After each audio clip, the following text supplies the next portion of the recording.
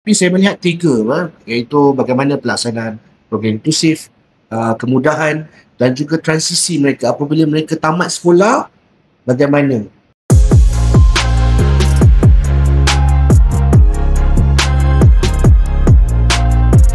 Selamat kembali ke podcast edisi khas bicara prihatin yang bertajuk Dari Bilik Darjah ke Dewan Kuliah Inspirasi Pelajar Autism. Jadi doktor, tadi kita bercakap berkaitan dengan peluang pendidikan. Jadi soalan seterusnya adalah bagaimanakah institusi pendidikan itu sendiri menyokong perkembangan pelajar-pelajar autism dan apakah bentuk pendidikan yang perlu diperkasakan di institusi sekolah. Okey, baik. Bila kita pasal sekolah ni, tadi saya sentuh pasal daripada program pra, sekolah rendah dan sekolah menengah. Kemudian selepas sekolah lah pendidikan lanjutan. Kalau kita nak lihat apa jurang ataupun apa yang peluang kena tambah baik, sebab sekarang ni di peringkat sekolah pun kita dah memperkasakan, Kementerian Pendidikan Malaysia dah memperkasakan pendidikan inklusif. Walaupun sekolah tu tak ada program PPKI sekalipun, tapi murid OKU ni boleh bersekolah di mana-mana program yang tak ada PPKI, maksudnya mereka berada dalam kelas aliran perdana lah. Tetapi di sistem itu ada, tetapi bagaimana kita nak memastikan sokongan, sebab kadang-kadang kalau semasa saya berkhidmat sebagai seorang guru, saya melihat sebab ada guru pendidikan khas yang boleh bantu sekolah, pentadbir ataupun guru-guru di aliran perdana. Kita nak advocate ataupun macam mana kita nak kata ini yang diperlukan apabila murid ni masuk ke program inklusif. Okey, tapi saya meletakkan sebab semalam pun kita ada perbincangan untuk pendidikan kami berkaitan dengan pendidikan inklusif. Kalau yang tak ada program PPKI, maksudnya yang tak ada cikgu pendidikan khas, tetapi ada murid masuk ke sekolah sini untuk program belajar dengan murid-murid biasa, bagaimana penerimaan, bagaimana guru-guru di ekosistem. Dia bukan guru dan pentadbir tau, bukan itu saja.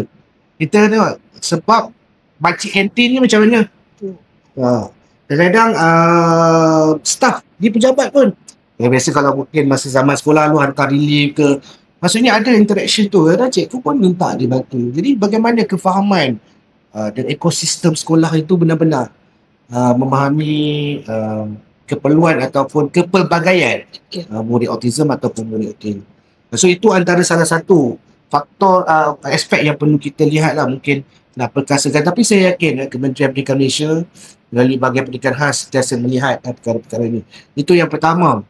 Yang kedua, bagaimana kita nak memastikan bahawa yang berada di sekolah menengah, sebab kebanyakan daripada mereka memang telah ataupun akan melalui program latihan kemahiran, melalui kurikulum-kurikulum sedia ada yang disediakan melalui SKM ataupun apa sahaja bentuk kurikulum.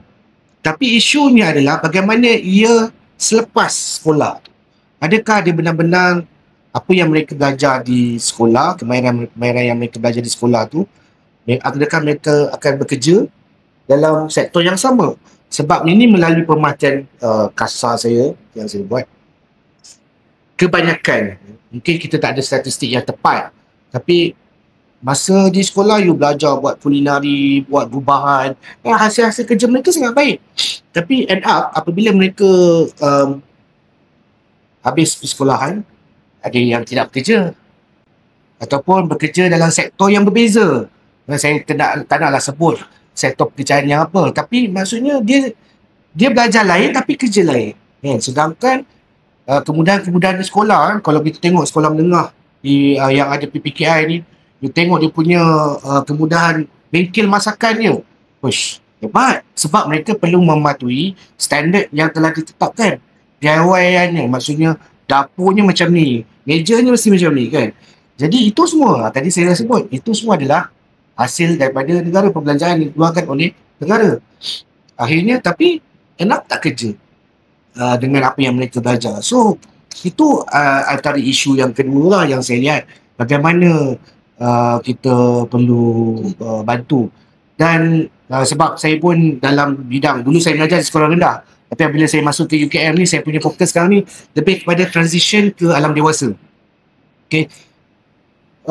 Kalau kita lihat di Australia ataupun di negara-negara yang memberi perhatian kenaan dengan pendidikan khas yang lebih baik, mereka punya bukan pendekatan tetapi mereka punya perhatian mereka bukan dah cerita pasal yang kat sekolah ni. Mereka dia sampai yang tahap umur orang tua. Penjagaan orang tua OKU macam mana? Jadi apa yang saya nak cerita ni sekarang ni, bagaimana kita nak pastikan bahawa apabila mereka selepas sekolah masuk universiti ke, transition to adulthood, transisi ke dewasa, berkahwinnya macam mana, urusan kewangannya macam mana, masuk ke institusi pendidikan tinggi. Sebab institusi pendidikan tinggi yang menawarkan bukan hanya di universiti awam saja. Kita ada IKBN, kita ada politeknik, kita ada college community juga. Jadi bagaimana mereka melihat kesediaan? Itu antara peranan-peranan yang perlu dilihat di peringkat sekolah. Jadi kalau kita nak pada segi kurikulum ni banyak lagi lah isu-isu lain bagaimana dia sesuai ataupun tidak. Tapi saya melihat 3 iaitu bagaimana pelaksanaan program inklusif, kemudahan dan juga transisi mereka apabila mereka tamat sekolah bagaimana. Sebab balik tadi saya dah sebut juga sekali lagi, kita tak nak akhirnya membebankan semula kepada negara. Nak berjaga macam mana penjagaan OKU selepas mereka belajar dan sebagainya.